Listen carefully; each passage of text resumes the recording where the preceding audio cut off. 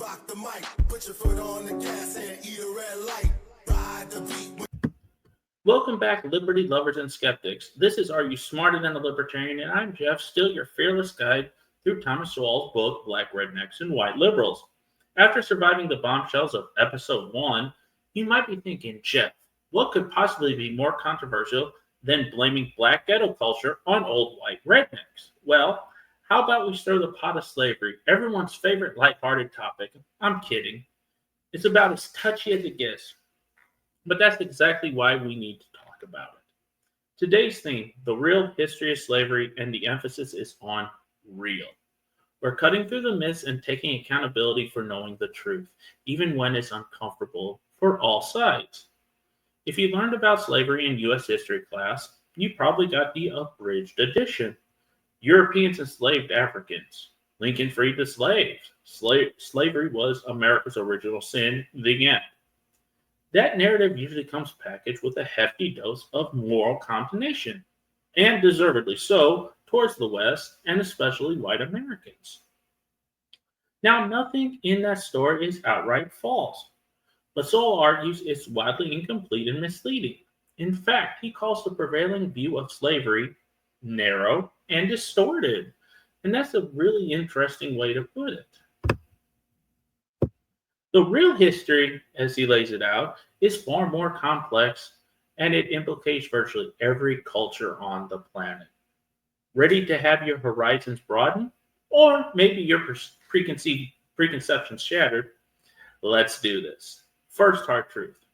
Slavery was a universal institution, practiced and accepted by nearly every human society for thousands of years. It was not invented by Europeans in the 1600s. From the ancient Chinese, Indians, Egyptians, Persians, Greeks, Romans, you name it. They all had slaves. Native Americans had slaves before Columbus showed up. Africans had enslaved other Africans for ages. The word slave itself comes from Slav, referring to the Slavic people of Europe, who were so frequently enslaved by conquering armies that they became synonymous with bondage. In short, if you go back in anyone's family tree far enough, you will likely find ancestors who were slaves and ancestors who were slave owners. An equal opportunity oppressor. Slavery cared not one whit about color. It was just the grim business of human subjugation, practiced everywhere. Now, why emphasize this? It's not to let 18th and 19th century American slavers off the hook. Not at all. It's to provide context and to correct the implicit and sometimes explicit narrative that slavery was a uniquely European white sin visited upon innocent Africans. The awful reality is that Africans were both victims and perpetrators in the slave trade. African kingdoms and warlords were actively capturing and selling other Africans long before Europeans showed up on the West African coast. And they kept doing it in partnership with European traders who bought slaves from them. Likewise, Arab Muslim slave traders were kidnapping and trading slaves, including Europeans from coastal villages for centuries. Did you know that more East African slaves might have been sent to the Middle East and North Africa over the centuries than West African slaves to the Americas? And over 1 million Europeans were enslaved by the Barbary pirates of North Africa. These facts rarely make it into the standard textbooks. It's uncomfortable. It spreads the moral burden around, but history isn't obliging enough to fit our preferred narrative. Accountability, remember? It starts with facing facts. Slavery was a human problem, not a white people problem. Here's another stunner from Sowell's Trove. For most of history, slavery wasn't even considered particularly immoral. Shockingly, I know. But people across cultures saw it as the unfortunate but normal spoils of war or a consequence of conquest. Everyone did it, and if you were the loser in a war, well, tough luck. You or your family might end up in chains. This normalization of slavery makes the next part of our story truly remarkable, and it's something we in the West can and should take some credit for, even as we condemn the wrongs. Sowell emphasizes that what was not normal was the movement to abolish slavery, a movement led by Western civilization. You notice we don't get credit for that. Indeed, the abolition of slavery is one of the very rare instances in history of a civilization deciding that a millennia old practice was morally wrong and needed to be stamped out everywhere. And who spearheaded this? Not to toot our own horns too much, but it was largely Great Britain and other Western nations. Think about it. In the late 18th century, devout English Christians like William Wilberforce looked around and said, you know, this slave trade thing that practically every empire and tribe has engaged in since the dawn of time, yeah, we're going to call it an evil and end it. That was a radical stance. The British Empire, at the peak of its naval power, actually banned the slave trade and then slavery itself, and then, astonishingly, used its navy to patrol the high seas and suppress the slave trade globally. They didn't even have to do that. It cost Britain a ton of money and even lives. Sailors getting tropical diseases on anti slavery patrols, clashes with slave ships, etc. They got bitter pushback from African and Arab slave traders who considered the British crazy meddlers. One African king lamented to British envoys that ending the slave trade would devastate his economy. He asked, in essence, what alternative do you suggest so I can trade something else? Since to him, slavery was completely normal. In India, widow burning, sati, was banned by the British. And in much the same paternalistic way, they tried to ban slave trade, trading along the African coast. This was not a popular crusade outside the West. It was imposed by musket and cannon. Now, does this mean British or American slavery gets a pass? Absolutely not. But it injects a little nuance. Western civilization is unique, not for having slaves, everyone did, but for having abolitionists and the power to make abolition real. In the United States, we fought a bloody civil war that ended slavery at horrific cost, and that should count for something in the cosmic ledger, shouldn't it? I mean, hundreds of thousands of mostly white Union soldiers died to ensure slavery's demise here. If we're tallying moral deaths, that sacrifice matters. Sewell also busts the myth that slavery made the American South or other slave societies rich. A lot of people today casually say America was built on slavery. Well, Sewell's analysis might surprise you. Slaves were often a luxury item, a drain on resources for the rich, and cheap labor in itself never guaranteed national prosperity. In fact, the industrializing North, which had eliminated slavery, surged economically far ahead of the agrarian slaveholding South. The South was comparatively poor and backwards, clinging to king, cotton, and human bondage while the modern world progressed. If anything, slavery stunted economic innovation. Why invest in machines or education when you could exploit forced labor? The truly wealthy and advanced nations in the 19th and 20th century, like England, the northern US, later Germany and Japan, got rich after eliminating slavery, not because of it. This isn't to deny that slave produced goods like cotton contributed to some fortunes and industries, but it challenges the oversimplified notion that slavery was the magical money tree for any society that used it. As Sowell puts it, no society prospered solely due to cheap slave labor. If anything, it was a sign of economic and, here's the important part, moral stagnation. Let's inject a bit of levity with a hypothetical. Imagine a conversation in the afterlife between two spirits, a British abolitionist and, say, a West African slave trader. The Brit says, good sir, slavery is an abomination. I died fighting to end it. And the African slaver spirit responds with, wait, you gave up slavery voluntarily? What are you, nuts? That was our biggest business. It's a dark joke, but it underscores the historical reality. Much of the non-Western world looked on baffled or kept slaving in secret while the West underwent a moral revolution. For example, after the British banned the slave trade in 1807, the French, Spanish, Portuguese, and Americans dragged their feet or kept at it illegally.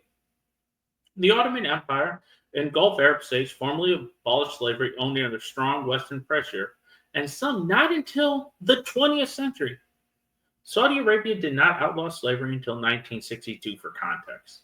Mauritania in West Africa allegedly still has people in bondage well into the late 20th century on the sly. So, where does accountability come in on this tough topic? It comes in multiple forms. First, intellectual accountability, telling the whole truth about slavery, not a convenient slice. That means educators and influencers shouldn't cherry pick history just to make one group feel eternally guilty and another eternally victimized. A truly humanistic view of this evil is that all people have things to answer for, and also that we in the West can be proud of the unprecedented fight to end it.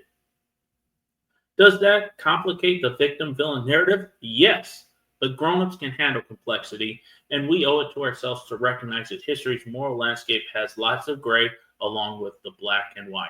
Second, there's a sense of moral accountability that Sowell hints at. If Western civilization went from being a perpetrator of slavery to the leader of ending it, then Western civilization should be judged in full. The reckoning is not, woe is us, we're uniquely terrible. It's, we did something terrible, then we did something amazing to stop it. Let's learn from both. That's a balanced accountability. It acknowledges sin, but also redemption. Think of it like a person who made a grave mistake, but then worked hard to atone. You wouldn't write them off as purely evil. You'd hopefully recognize their growth. By contrast, many non-Western societies have never really had a full reckoning or self-examination about their role in slavery. It's often brushed under the rug, perhaps because it's easier to point at transatlantic slavery and say, that's the bad one. Few people ask. For instance, if apologies or reparations are due from African nations or Arab countries that historically traded slaves, when's the last time you heard activists demanding an apology from, say, the descendants of the king of Dahomey or the Sultanate of Oman? Yeah, you get crickets. And third, there's present day accountability. How do the echoes of slavery affect us now, and what is our responsibility going forward? Sowell's view, as you might guess, is quite pragmatic, as is mine. He's not a fan of endless historical grievance if it detracts from tackling current problems. Yes, slavery was horrific. Yes, its legacy, especially in the form of racism and economic disparities, lingered for generations. But he'd likely argue that we should be cautious about using the distant past as an all-purpose explanation for preservation of history, because it can become an excuse that saps agency. For example, citing slavery as the root cause for, say, crime or poverty today might oversimplify matters, especially when Black Americans a century ago, much closer to slavery often had lower crime rates and higher marriage rates than today. In Sowell's eyes, culture and policies in more recent times, as we discussed in episode 1 and will in episode 3 and 4, play a huge role. In other words, we have to hold ourselves accountable for the here and now. We can't just pin every problem on long dead cotton planters. Now, let me be clear for those about to send me angry letters. None of this global context makes chattel slavery in America any less evil or traumatic. The point isn't everyone did it, so no big deal. The point is everyone did it, so what can we learn from the fact that one culture pushed to end it? It's a testament to how values can evolve. It's also a warning. If we judge 17th or 18th century figures by 21st century morals without context, we're likely to distort reality. Condemn slavery, yes, without equivocation. But remember that in doing so, you're aligning with a value system that, historically speaking, was spearheaded by the very tradition that many folks nowadays love to bash, Western Enlightenment ideals and Judeo-Christian morality. History has its cruel ironies. So what's the takeaway from this real history of slavery? Perhaps a bit of humility and a bit of gratitude. Humility in recognizing that no group has a monopoly on virtue or vice. Given the chance, people of all colors have oppressed others. And gratitude that we live in an era and in societies that through great struggle and sacrifice abolish this age-old scourge. If we assign blame, let's assign it broadly. There's plenty to go around. And if we assign credit, let's not shy away from the fact that the much maligned dead white males of history, yes, those guys, were at the forefront of ending one of humanity's worst practices, often over the objection of non-white contemporaries who wanted to keep it going. In a way, this episode is about intellectual accountability, having the guts to face historical truths that defy simple narratives. It's not comfortable to learn that our ancestors, or those you identify with, weren't purely heroes or weren't purely victims, but a mix of both. But intellectual honesty demands it. Sowell's work challenges us to rise above tribal guilt or tribal pride and see the human story in full. Only then can we have honest conversations about what, if anything, is owed to whom and what actually helps people alive today. All right, deep breath. We just traversed centuries and continents, probably angered just about everyone, at least a little. I promise I'm an equal opportunity offender and hopefully learn something new. If you're still with me, congrats. You are indeed smarter than a libertarian, or at least as smart as this one. And more importantly, you value truth over comforting half truths. We've got 2 more episodes to go in our Sowell series, and next time we're switching gears. We'll leave the dusty archives of slavery and step into the modern era to tackle a different puzzle. Why do some minority groups excel spectacularly while others struggle? Are some cultures just better at business? Or is there a big, ugly cycle of envy and scapegoating at play? Spoiler. Sowell's next chapter is titled, Are Jews Generic? And if that made you do a double take, you won't want to miss our next episode. We'll talk about middleman minorities, merchants, moneylenders, and the maddening history of what happens when success meets resentment. Trust me, it's more relevant than ever. New videos drop every day. Until next time, stay free, stay informed, and stay accountable.